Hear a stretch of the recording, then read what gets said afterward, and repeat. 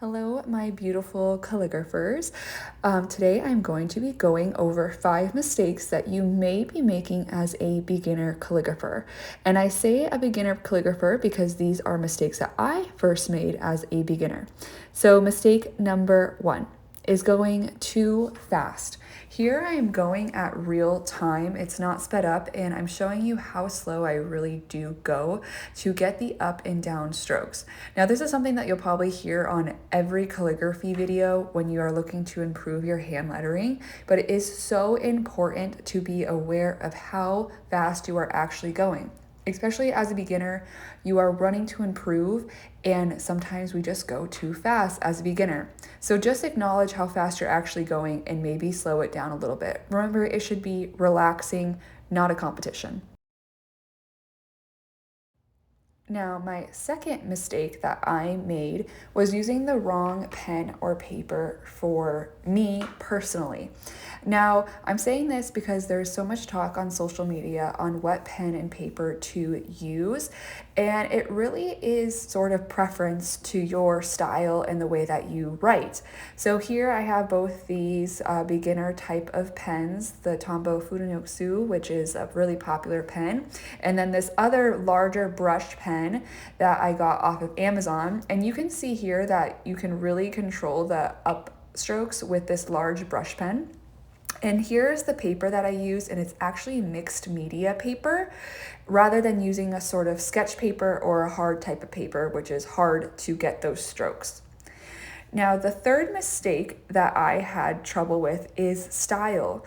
And I'm saying style because I really had a hard time connecting my letters into words. Now, I know a lot of calligraphy books, they will say just connect the words with just, the upstroke and then start your letter again. But it's so much more than that. You really can play around with the style by these certain upstrokes of connecting the letters.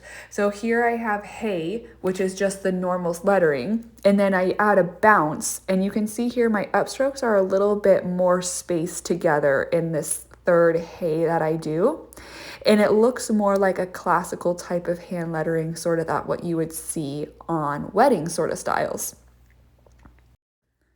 Now, my fourth mistake, and this might sound silly, but is actually practicing your hand lettering for too long as a beginner. And I say this because when I first began, I really wanted to improve my hand lettering, so I would practice for an extremely long period of time to the point where you are willing to make mistakes. And I remember that the human eye is meant to find error. So if you are practicing for too long, you will find error and you will start to dislike your hand lettering. The fifth mistake is bad upstrokes. Now, I say this because upstrokes really come with practice on improving your upstrokes. I think it's one of the hardest types of strokes, and it really does make or break your hand lettering, because if you have really amazing upstrokes, you can get that really sort of calligraphy style effect. So I just recommend really practicing those upstrokes and to get them almost as thin as possible to your sort of style, and that can really improve your hand lettering.